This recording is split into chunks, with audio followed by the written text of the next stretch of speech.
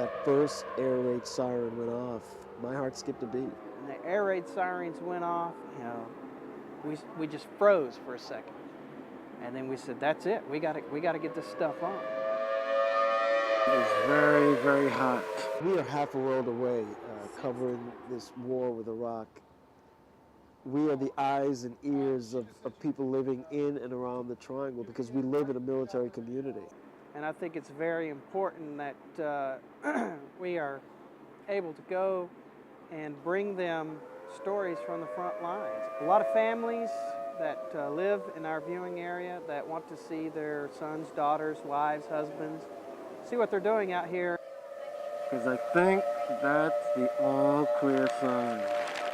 Anything we can do to ensure our safety, like putting on our chemical gear when those sirens go off, we have to do it. I'm in a dangerous place. Yes, we're here to cover a story, but we also have to try to be safe.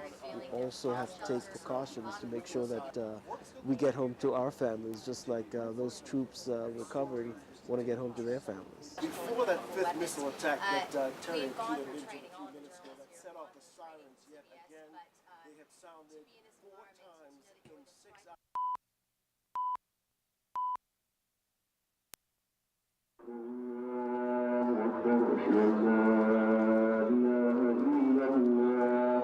On this holy day in Kuwait, this mostly Muslim city is experiencing a sense of peace after more than 14 hours of air raid sirens. No any rocket come here in Kuwait.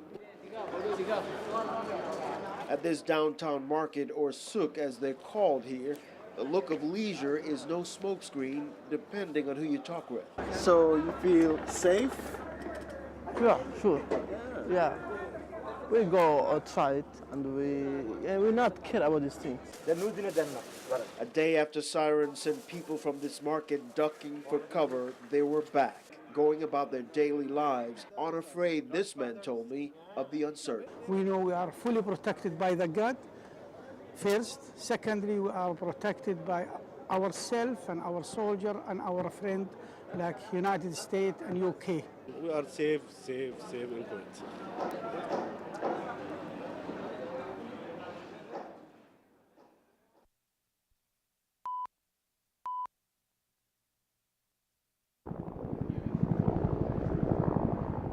Camp Virginia, 40 miles south of the Iraq-Kuwaiti border. We're here to support and defend. This signal brigade with different branches of the service is on the front lines of military telecommunications. I could not even begin to tell you how many laptops, how many desktops, how many phones, okay, are involved, how much wire. I mean, it's astronomical.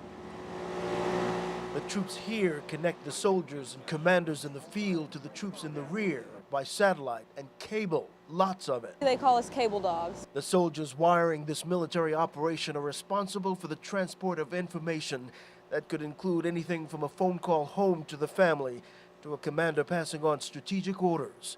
Each soldier plays a role. We run phone lines, try to keep them working, people be able to call, run the cables so that the power will be up for the phone. Well, you're awesome. Hook. All right. The brigade's mission is a first for the military, the largest telecom network undertaking during wartime.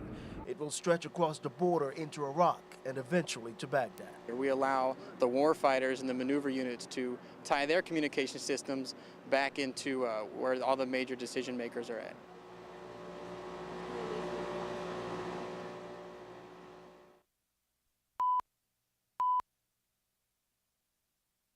It's like walking around in a huge sandbox. The soldiers in this signal brigade are trained to wire this military operation in the middle of the desert, but antennas, satellite dishes, and spools of cable don't offer any protection from enemy fire. The troops here are non-combat soldiers, mainly technicians and mechanics and others, getting a refresher course in the use of this automatic machine gun. Keeping the soldiers fed, that's our mission. Specialist Joshua Elliott is a cook. He says it's been a while since he's picked up a weapon, but in war, he says, it's a priority. You're a soldier, soldier first. So you always got to be willing and ready. The training is timely since just days ago, other non-combat soldiers from the 507th Maintenance Company was captured, now prisoners of war. Get that little pin up over. For these soldiers, knowing this weapon like they know their rank could save their lives. Basically, all I'm hoping they take out of here when we're finished with them is when they walk through that door, they have a good understanding of this weapon and they feel comfortable using this weapon in any situation.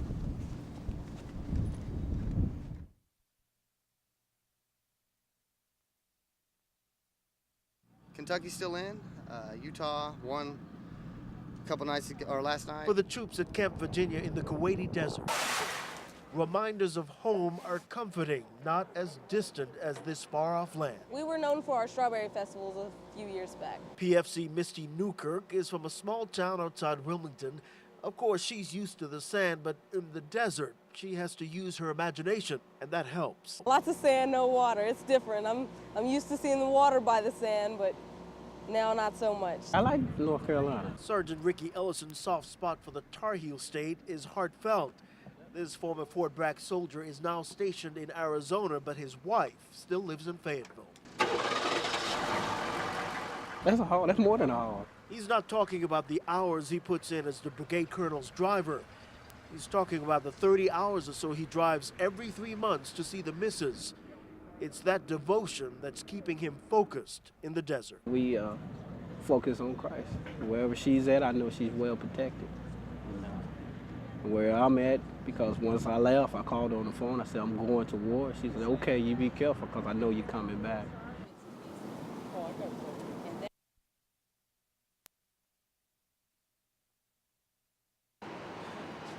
It hit 5 minutes ago. This is what we saw from our vantage point about a mile away. Yeah, it was huge. I was watching it. The huge plume of smoke hovered over the downtown area. As we got closer to the Shark Mall, a popular shopping center here, we could see the damage shook the building right down to its foundation, shattering glass and nearly collapsing the roof. I'm scared only. It's scary. Excuse me. This woman was so shaken up she couldn't talk. She and her co-workers were closing up their restaurant when the missile hit. What the missile or rocket we didn't see, but we saw some noisy sound coming. At one point, emergency workers thought the section of the building where the missile hit would collapse. They immediately hustled everybody out of the area, but the structure stayed intact. This man, holding what he says are parts of the missile, blames Saddam Hussein. We are expecting this kind of things. It's happened to Kuwait because the dictator of Iraq, Saddam Hussein, he will do anything against Kuwait.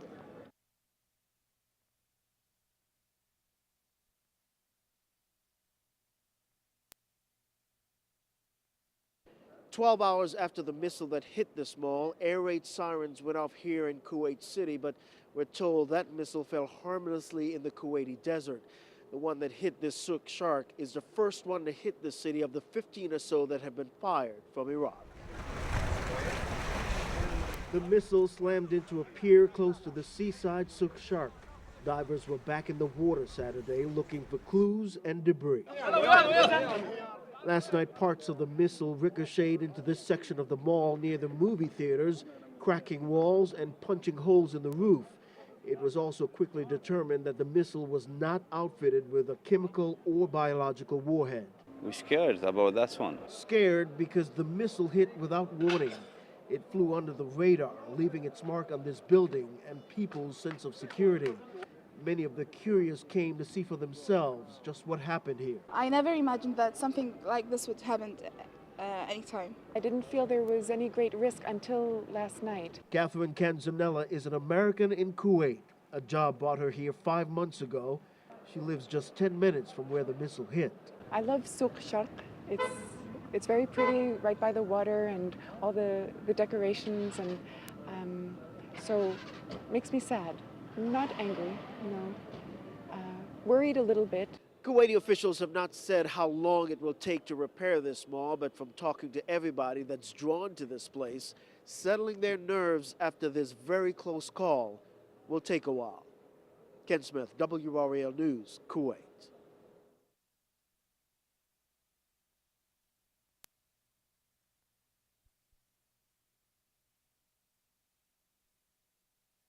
Begin to assemble your weapon.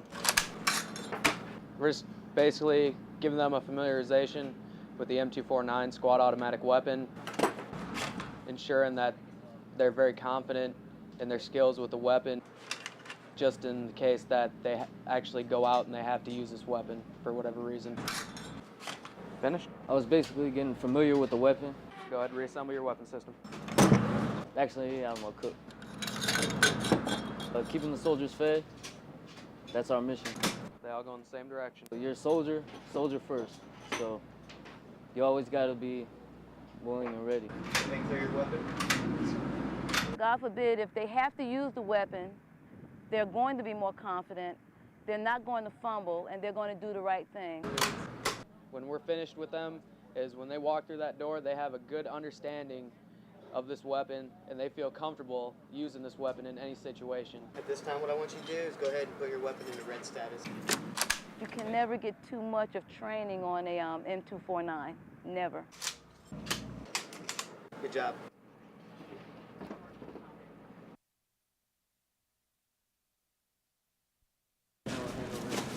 Our job as a 2nd Force Service Support Group is to support the entire theater. The Camp Lejeune unit at this base camp in the Kuwaiti desert stay prepped for any sign of chemical or biological warfare. The unit's inventory is constantly checked and rechecked. If an attack happens, the troops here make sure the chemical suits are intact and there's enough gear to go around, since the lives of their fellow Marines could be at stake. We support all of 2MEF and most of 1st MEF with gear, any kind of training if they would need it, any monitor survey or decon operations if need be. Since the conflict began, the chemical threat to coalition forces rolling across the Iraqi desert has been just that, a threat. But it's enough to keep the troops on the front lines on alert and their gas masks within reach. As many as 15 missiles have been fired from Iraq towards the northern Kuwaiti desert where these troops are. None has hit their target, and none was outfitted with a chemical or biological warhead. That's given these troops more time to hone their skills and equipment. We're working on getting our equipment ready for that, making sure it's good to go, doing pre-op checks, making sure we've got all the equipment that we need for it.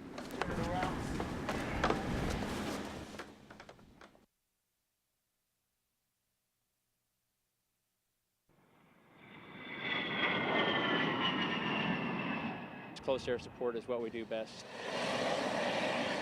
Pope's A-10 Flying Tigers on a mission and on target. We train for this every single day, so just for us, I think this is just another day in the office. When this aerial machine is in action, it's fully loaded with bombs and the type of weaponry that can spit out 60 rounds per second. It's a workhorse, a so-called tank buster. We'll drop bombs on any bad guys that are hurting our Americans. The 75th Fighter Squadron is operating out of this Air Force base near the Iraqi border. Before each flight, the pilot gives the aircraft a complete once-over. Then it's time to hop in the cockpit and get to work. The A-10 community, we take this one to heart. They take it to heart because of friendly troops on the ground near some of the target areas, including the 82nd Airborne Division. For these pilots, it's like protecting a neighbor. We're right next door to them, so us going out there and helping those guys out makes me feel pretty good. While squadron commanders won't put a figure on the number of bombing runs for security reasons, we do know this flight line is up and running 24 hours a day. The pilots say the hours are part of the job, since ground forces are on the move day and night. They're not sleeping in nice conditions. They're not eating at the chow hall like we are, so we keep that in mind, and we know that they're in harm's way, and we want to go out there and support them and do the best we can.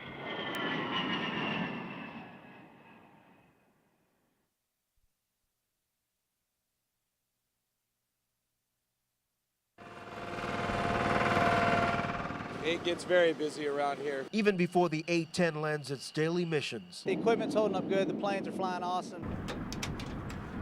Long before the pilots go through their pre-flight checklist. I work on the radio navigation and electronic countermeasures.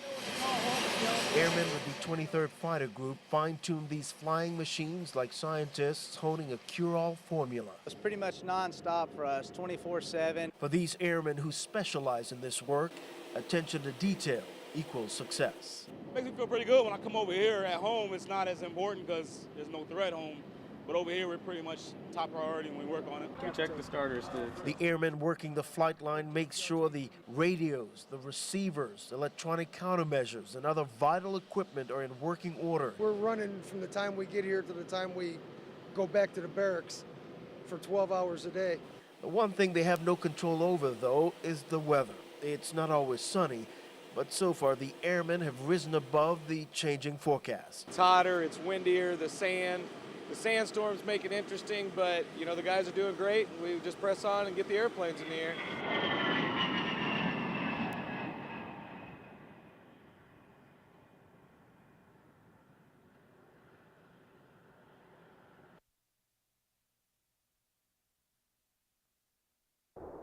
We want to provide the safest and most combat-capable aircraft that we possibly can. The penetrating sound of an F-16 fighter jet overhead should be the enemy's worst fear. It's the backbone of the Air Force. The F-16s in this fighter group are operating out of a camp near the Iraqi border. Their air-to-surface missions over Iraq, launched from here, have cleared a path for ground forces advancing into Baghdad. It really is the task at hand. The F-16 pilots fly 24 to 36 missions a day, and they're making their bombing runs with just 12 aircraft. Not much downtime here. Most of the time we do about a 2.5-hour turn time between the time that they land and the time that they go again. Lieutenant Colonel Berge, that's his call sign, has been climbing into an F-16 cockpit for 18 years. He says the quick turnaround is part of the job, but when we asked about friendly fire incidents, he says that's one part of the job pilots take great pains to avoid when they take off on a mission. We make 100% sure that what we're targeted against is one, military target, and two, it's not one of ours.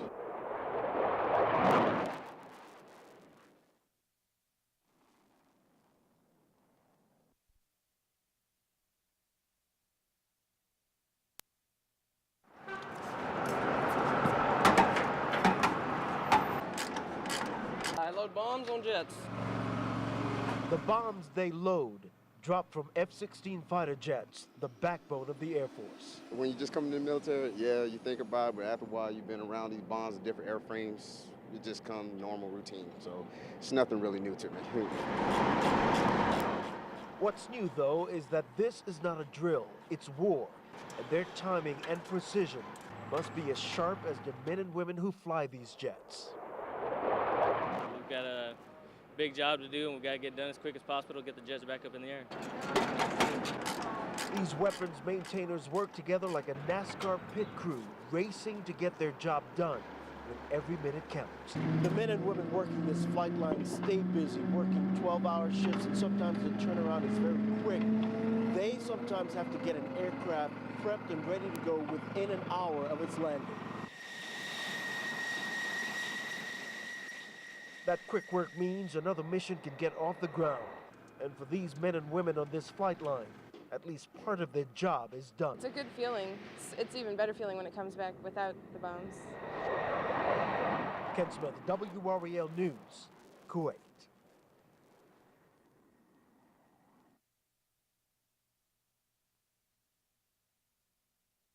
I'd rather be out here now fighting this war so my kids don't have to come out here. Out here is a Camp Lejeune Marines base camp along the Kuwait-Iraq border. You learn to adapt day by day.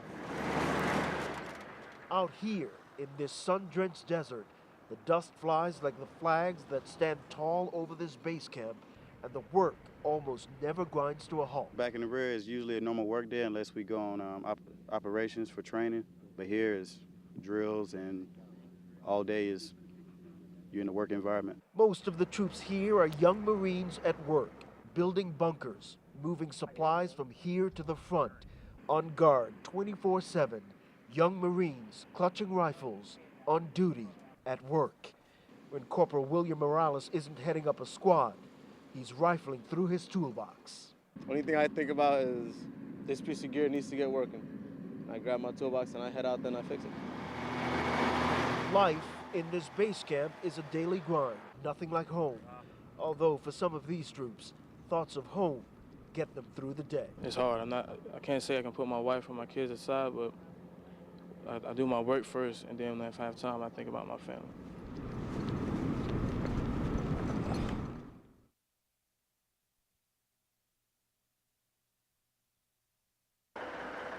At first light, the British Army convoy pulled out. By daybreak, it was cutting through the checkpoint into Iraq. Kuwait was in its rearview mirror. More than 30 trucks, all full of diesel fuel, headed for an undisclosed supply hub for U.S. troops 250 miles south of Baghdad. There's not an awful lot to see around us. Corporal Blake pointed out, as far as the eyes could see, nothing but desert. On the highway, signs of what used to be a busy thoroughfare. We've got the army with us as well, so that's making, that's bumping the numbers up, and it's certainly one of the largest convoys I've been involved in. A convoy this size, as they all do, draw attention.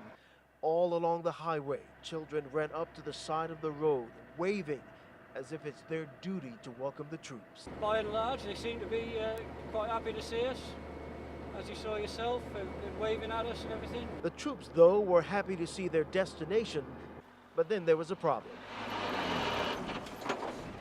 At this point, we've been driving 3.5 hours. We made it to our supply destination. But there's one thing about working in this desert sand. Sometimes these big trucks get stuck.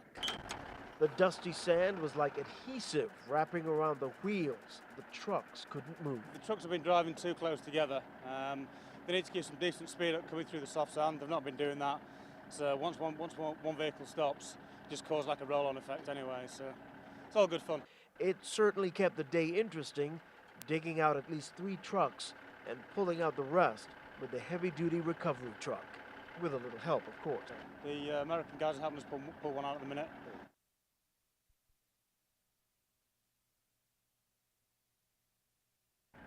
I think that's off, isn't it? Fuel is the military's lifeline, and a lot of it runs through this fuel depot 250 miles south of Baghdad in the Iraqi desert. The lines, they just bring the fuel from one truck into the bags. British and U.S. forces tow these lines, pumping millions of gallons of diesel into large fuel bags. Yes, goes straight to the front line. The temporary storage depot, though, will be replaced by a pipeline that will stretch from here to a fuel point just outside Baghdad. The workload will drop for these troops, but efficiency goes up. I think it'd be quite important because it will ensure that all the troops are then refueled quicker. It also saves the mileage on the tankers. Tankers pull in here by the hundreds a day. One sergeant told us his unit has run more than 1 million gallons of fuel to the front.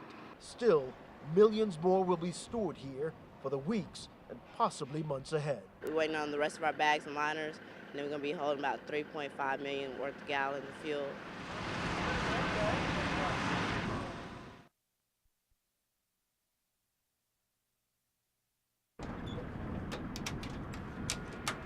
When the A-10 is prepped for duty, it's fully loaded with bombs and enough firepower to carve up a tank. We fly low, we fly medium.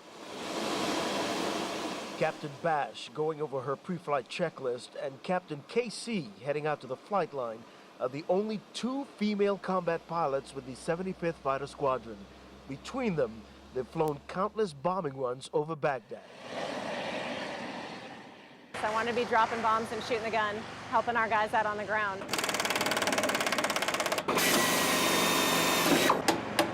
This is Captain Casey's A-10 that got hit with anti-aircraft fire when she was providing ground support. She's been back in the cockpit more than 4 times since enemy artillery took a bite out of this aircraft. I think the best thing about flying the A-10 is the missions that we fly, close air support, combat search and rescue. For Captain Bash, though, no such close calls yet. This is my first experience in this type of combat. And with no combat experience, She relied on her training that first time out. There was a little apprehension because I didn't know what to expect, the unknown, but it's the excitement. You've trained so long for this one moment, and it's there.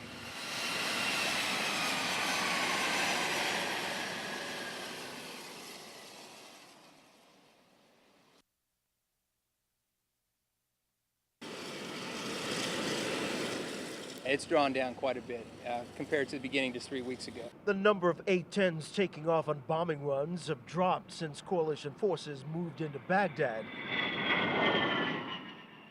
Now the troops working with these hogs have some extra time to play with. It's kind of a time for us to be able to step back and take a deep breath. At the height of the conflict, A-10s were taking off from this base near the Iraqi border sometimes every 2 to 3 hours. But like the war, times have changed. Now it's just kind of, rolling into that, what are we going to do next? Or when's this thing really going to be, completely over? Since the sorties have been scaled back, the missions are now longer, sometimes 5 to 6 hours, giving the men and women on the flight line plenty of downtime. But every now and then something happens that reminds them that this is still an active flight line. Everybody just ran over there, tried to help out. Just as this A-10 was prepping to take off, smoke started pouring out of the engines. The crews made quick work of the problem, though. No one was hurt. And that extra time the crews had, well, this aircraft took care of that. But it's all in a day's work on the flight line. Anytime we have a jet burning, anything going on, we all kind of want to get in there and help out just to make sure the jet's safe and the crew is all right.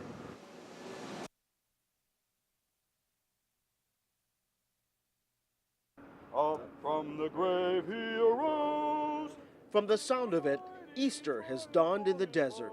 These soldiers in arms at this sunrise service are also soldiers in Christ, relying on their weapons for protection and their faith for survival. I think it helps you to get you through the day. They can hear that still quiet. For First Lieutenant Vanessa Kovac, having gotten engaged just before this deployment, her spirituality fills the void of leaving home. It's that happy thought that keeps you going throughout the day, gives you that moments to reflect, and you have something to reflect on always helps. That Jesus did taste death on our behalf, and he was resurrected, and now he was here. The troop's spiritual caretaker is Captain Ken LeBron, raised Catholic, attended a Presbyterian seminary, and married a Southern Baptist. He is well equipped to take care of the spiritual needs of the close to 500 members of the 37th Engineer Battalion. I heard one time that the most powerful weapon in the military runs on water. And that just serves to remind me that the most powerful weapon in the military is the human being, and they have a spiritual side, and it needs care. This spiritual guidance comes as these troops get ready to head north into Iraq. They're not only traveling by highway, but by faith. Ken Smith, WREL News, traveling with the 37th Engineer Battalion from Fort Bragg.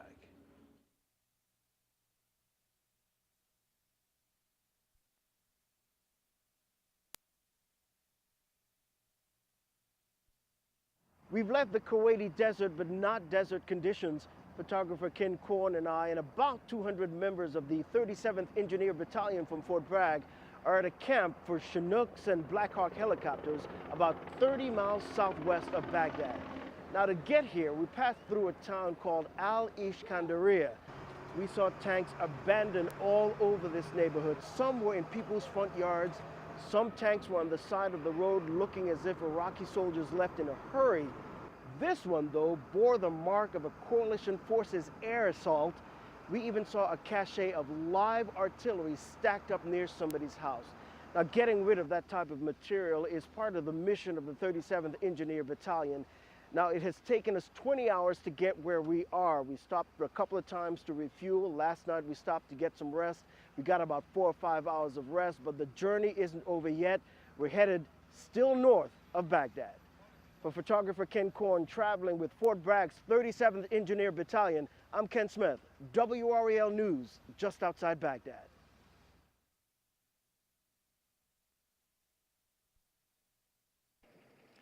We've been traveling now for about 12 hours, which has gotten us to this point north of Baghdad, but it was slow going today, and here's why. we traveled through the southern sector of Baghdad, and that's the area where the Third ID secured during the siege of Baghdad. Crowds of people cluttered the streets and nearby markets. We were trapped in a traffic jam for most of the way through this town, but this is a sign that many people in parts of Iraq are getting back to their daily lives. Now, once we got through this congestion, we were able to pull off the road. Some of the troops were able to check their vehicles. Others looked at the scraps of this war. These Iraqi uniforms were laying out in this open field. It also gave all of us a chance to stretch our legs. Now, this has been a long haul, but the troops are forging on. They are ready to get down to business because we are linking up with the 101st Airborne Division. For photographer Ken Korn, traveling with Fort Bragg's 37th Engineer Battalion, I'm Ken Smith, WRAL News, north of Baghdad.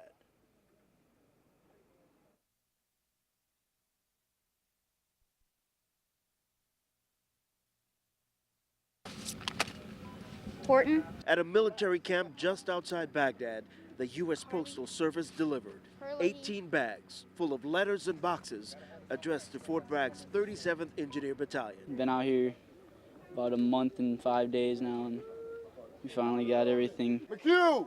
The first mail call in 5 weeks for these troops since they were deployed. They could use it after dealing with the worst of what nature can dole out in the desert.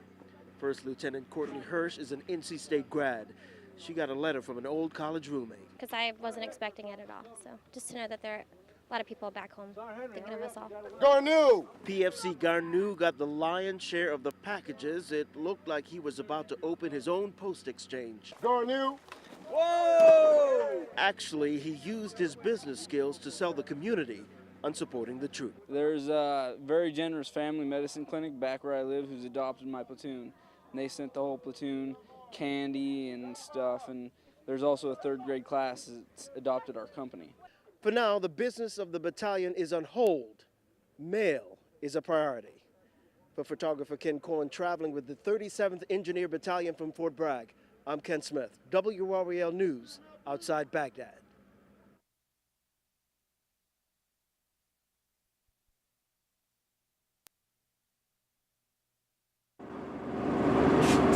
These days, on Iraq's highways, a military convoy is as much a part of the traffic as the villagers who wave them through.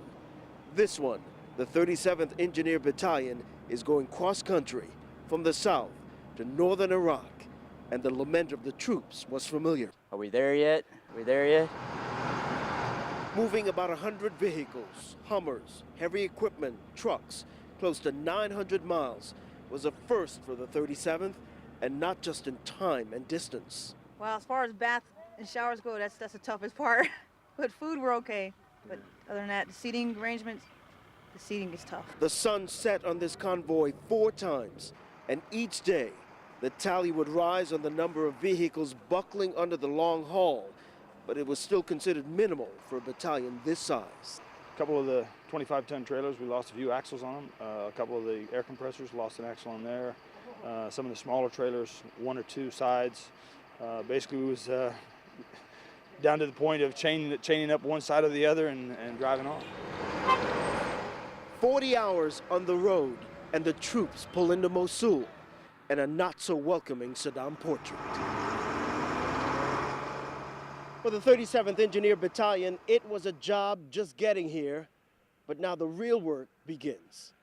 For photographer Ken Korn, I'm Ken Smith, WRAL News, Mosul.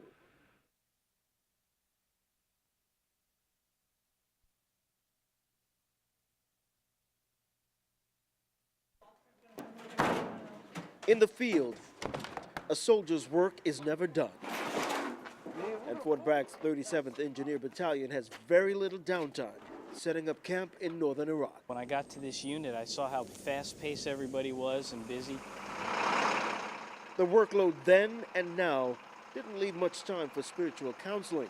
That's when Battalion Chaplain Ken Laban reached for his trusty slinky. This wiry toy got him through some stressful times at seminary.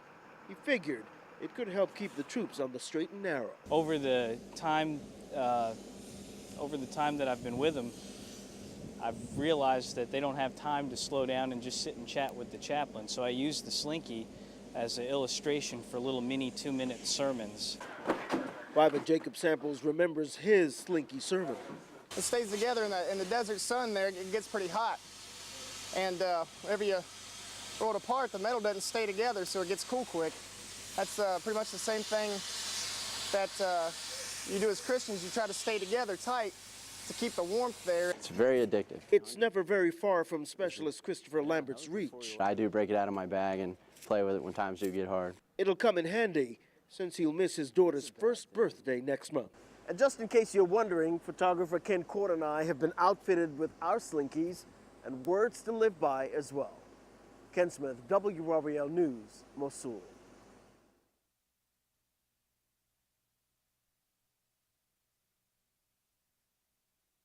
Crazy. And that's what those rounds in there were. On this heavily guarded hill in northern Iraq, soldiers with Fort Bragg's engineering battalion watch their step, and for good reason. Small arms. And that's just for starters. This Iraqi ammunition supply point in Mosul is loaded with enough weapons and ammunition to fight a war. That's the caliber of most AK-47s. Plenty of firepower, laid out over 2 to 3 miles, stockpiled in bunkers, abandoned by Iraqi soldiers. It's now up to the combat engineers of the 37th Bravo Company to reduce part of this arsenal to rubble. But every box you touch, every box you move in there, you treat it like it's booby trap. Don't get complacent. For some of these young soldiers listening to Sergeant Weller, this is the first time this mission is not a drill. We walking in the wood line. We don't know if we're going to find mines or any booby traps on the demo. So we're kind of nervous about it, but we're confident that everything's going to be fine. We've divided this into 9 zones, and within those 9 zones, we've subdivided it based upon all the different caches that we think are out here. Bravo Company Commander Captain Richard Bowen is pinpointing the target zones. We have this large landmass full of all types of munitions. So now we have to go through and systematically figure out exactly what we have. Getting rid of this stockpile of weapons and ammunition isn't just a priority for Bravo Company, but also for establishing security in this country. For photographer Ken Court, I'm Ken Smith, WRBL News, Mosul.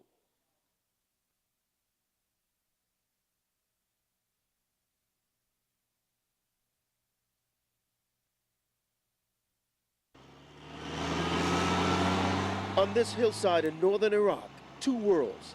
Soldiers with Fort Bragg's 37th Engineer Battalion on one side, villagers on the next, curious about what's going on. They are as close as a reach across a fence, but separated by words. That's where PFC Raouf Saber comes in. Born in Egypt, fluent in Arabic, and a soldier with Bravo Company. I didn't want to go to college right after school. I didn't want to just keep studying. I wanted to take a break. 2 years removed from high school, Saber is back in the Arab region he left with his family 6 years ago. Here, he's explaining to these villagers what the military is doing nearby, and his work doesn't end here. Where's Saber at?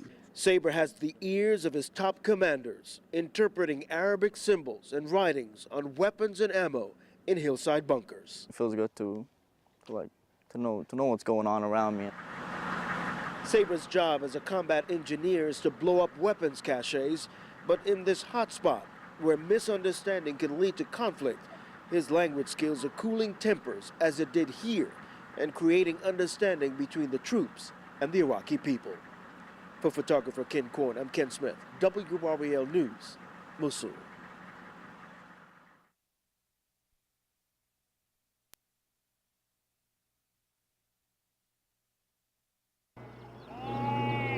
The Bedouin tribes call these hills overlooking Mosul home.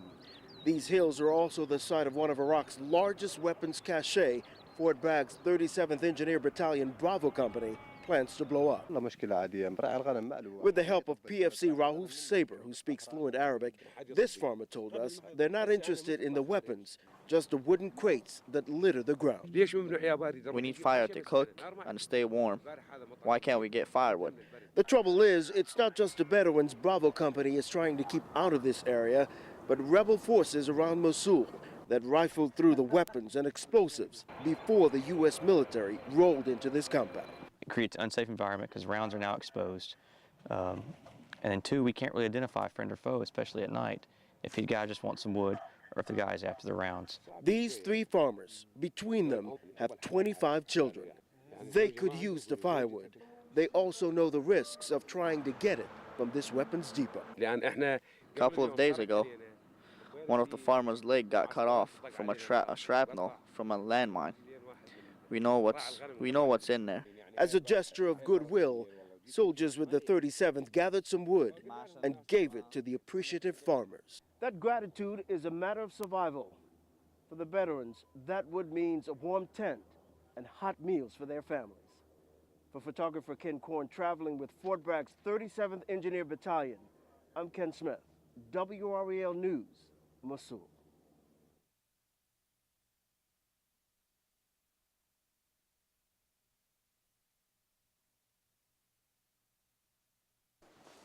Already got the tripwire package with the Valmar. First Sergeant James Dickens, Bravo Company, a combat engineer for more than 20 years. Back here, this is a VS 2.2 anti-tank mine.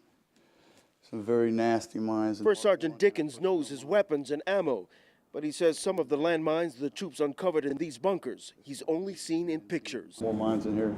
As we went deeper into this bunker, the stockpile of landmines reached the ceiling. This is one of the larger caches of mines that we've found in this bunker complex. Very significant find. Old classic anti-tank mines that could have been around here for decades.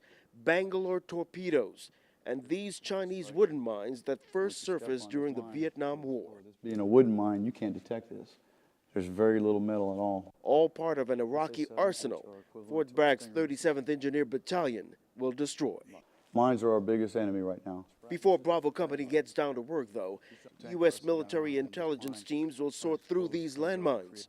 They could contain useful information for U.S. troops fighting future wars. They can study them. We can then train American soldiers on what to look for and how to identify what different types of mines there are out there. At least the cache of landmines found here won't be among them. For photographer Ken Korn, I'm Ken Smith, WRAL News, Mosul.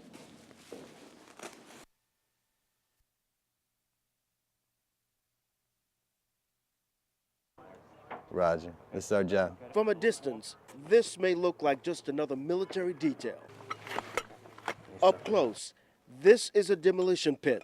That's the final stop for these Iraqi rocket-propelled grenades, part of a large weapons cache uncovered in northern Iraq. They're pretty dangerous if you mishandle them. The soldiers with Fort Bragg's 37th Engineer Battalion cradle these RPGs like precious cargo. Some of these troops have only seen these weapons in training exercises. They know the danger. If you drop it on the head, it could actually go off on the nose part right here. 136, we can only get 14 more. The prep time takes anywhere from 30 minutes to an hour.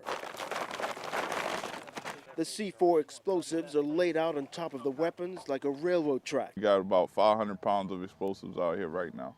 And with each block of C4, the soldiers are thinking one thing. Safety and make sure we're doing the right things, send the charges right so it explodes right. Once the area is cleared, the fuse is lit. That's just the first of a series of blasts to get rid of all the munitions and weapons in these bunkers laid out over this 2 or 3 mile complex. It could take Bravo Company 6 months to a year to get rid of all of it. For photographer Ken Korn, I'm Ken Smith, WRAL News, Mosul.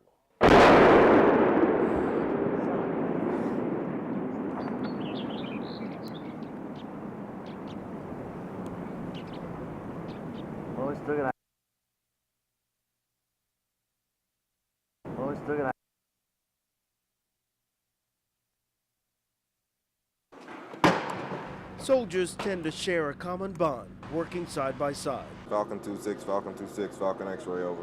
For 2 soldiers, though, with Fort Bragg's 37th Engineer Battalion, that connection is in their roots.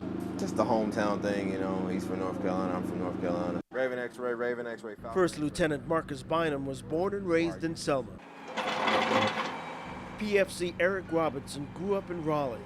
When he graduated from East Rake High and signed up for the Army as a light equipment operator, his plan was to stay close to his family, and it worked. Oh, they like me being at Bragg. They don't like me being in Iraq, but they like me being at Fort Bragg so they can come visit. Roger. What time? Lieutenant Bynum, though, when he left St. Augustine's College, he actually wanted to go overseas, but the Army and a mother's will prevailed. My mother, she wanted me to come to Fort Bragg, so she's very happy.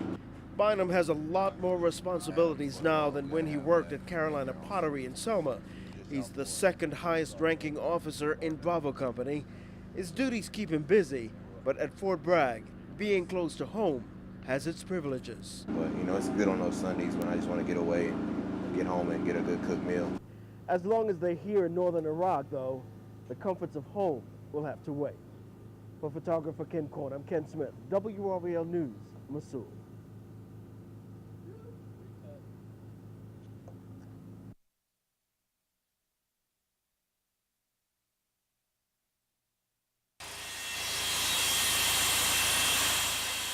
Fort Bragg soldiers work where Saddam Hussein once relaxed every now and then. This palace in Mosul now under repair with the help of carpenters and plumbers from the 37th Engineer Battalion. It was looted after the regime fell. Pretty much there was nothing but the bare walls left. Rough sketches and plenty of wood will have to do replacing the marble walls and broken windows. Plywood now covers the view that once looked out onto the Tigris River. For these troops, it's their contribution to Operation Iraqi Freedom they'll never forget. The only thing I can compare is when we were building the NYPD training facility after 9/11. Each of these Fort Bragg soldiers with the 37th will no doubt take away a memory or two from working on this palace. Their handiwork will be their war story. And to get the opportunity, to usher him here and get him opportunity to put a couple hammers and nails and some light fixtures and run power through this place, it's an awesome opportunity for them. Once the repairs and the U.S. military are finished with this complex, it'll be returned to the government that's put in place for its use on behalf of the people. For photographer Ken Korn, I'm Ken Smith, WRVL News, Mosul.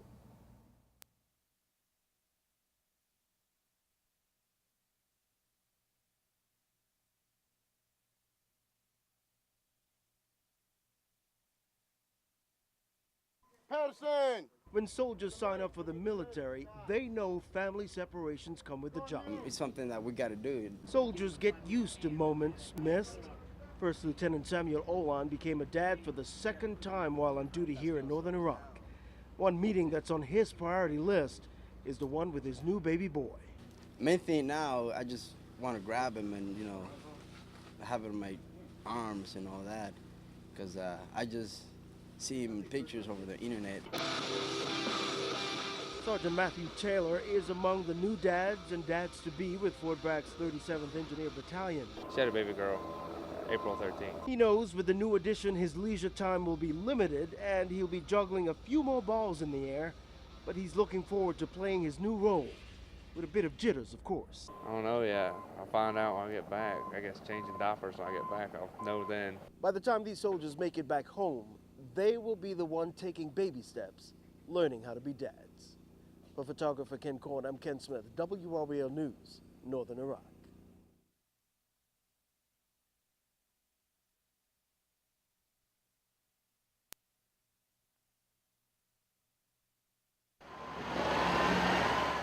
This landing strip in northern Iraq is 1.5 miles of chewed-up concrete. Well, there's a lot of debris and ejecta around each hole. A target of coalition forces' bombs. The relentless attack punched about 40 crater-sized holes in the runway. Man, this is going to take a long time. The craters are big. How big? PFC Jarvis and I look like toy soldiers in the center of this crater. Climbing out is more like a hike. Some of the young soldiers with Fort Bragg's 37th Engineer Battalion have only read about jobs this size. I've never actually got to work with this kind of equipment doing this stuff because I'm new to the unit. So it's been an experience for me. It's not just the damage that some of these craters the troops have to deal with, but unexploded bombs that went straight into the ground like the one where I'm sitting. There are a few, there are about 4 that we've identified right now.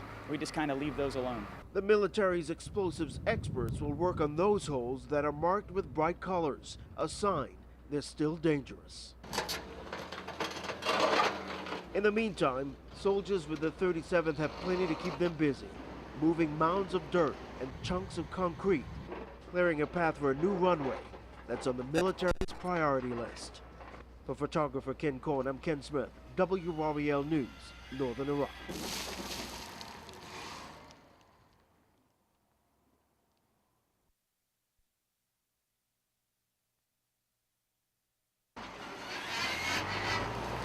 When coalition forces bombed this airfield in northern Iraq, they carved out a mission for Fort Bragg's 37th Engineer Battalion. We just have to police up the craters that the Air Force kindly left for us. It's going very well. 40 or so crater-sized holes that must be cleared of dirt, concrete, and even bomb fragments. Once they're cleaned up, they're big enough to fit a 1,300 square foot house with yard space. 3 at 170. This is where the battalion's surveyors get to put their skills to work. Before this mission, many of them had only done these tasks in training. We're the base to the actual construction of the airfield. We have to work our way from the bottom up. Helicopters are the only aircraft that can land here now. While the battalion is on schedule, there are challenges to getting this runway ready for bigger aircraft. Availability of materials is difficult to come by with the current situation in Iraq. Once this runway is up and running, the U.S. military will open a supply line for the 37th and other troops working in northern Iraq. For photographer Ken Korn, I'm Ken Smith, WRAL News, Mosul.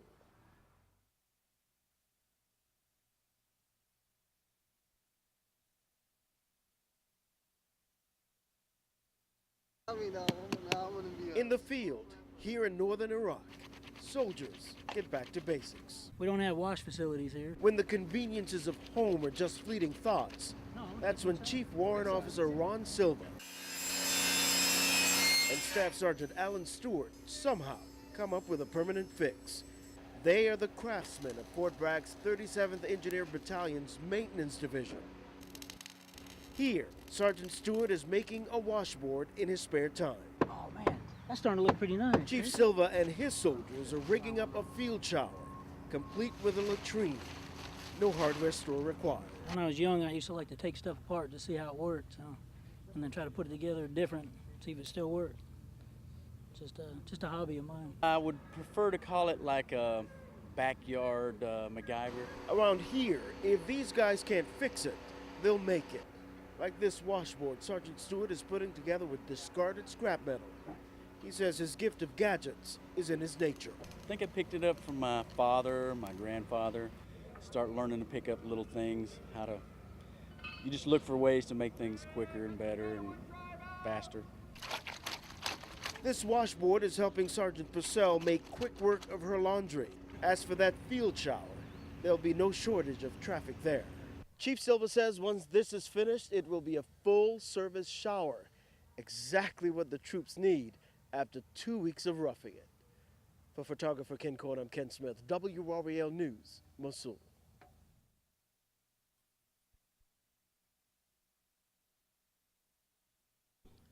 From Kuwait to northern Iraq and our journey with Fort Bragg's 37th Engineer Battalion as the troops help rebuild this country. We started our journey from Kuwait Easter Sunday, 40 hours on the road north to Mosul. We're working with some stuff that we haven't seen before. Once in Mosul, the 37th Engineer Battalion got down to work, destroying hundreds of thousands of weapons, ammo, and explosives abandoned by Iraqi soldiers. Basically nothing except for the walls. That's what the battalion's carpenters and plumbers found when they showed up at Saddam's Mosul palace. Now their woodwork is built into the busted marble walls, broken windows, and doorways. A top priority for the 37th Engineer Battalion is this airfield, 35 miles south of Mosul. The 24-hour operation could have military aircraft landing here in a week or two. As we get ready to say goodbye to the troops of the 37th Engineer Battalion from Fort Bragg and yet another sandstorm this past week, this is one journey we'll never forget. For photographer Ken Korn, I'm Ken Smith, WRAL News, Northern Iraq.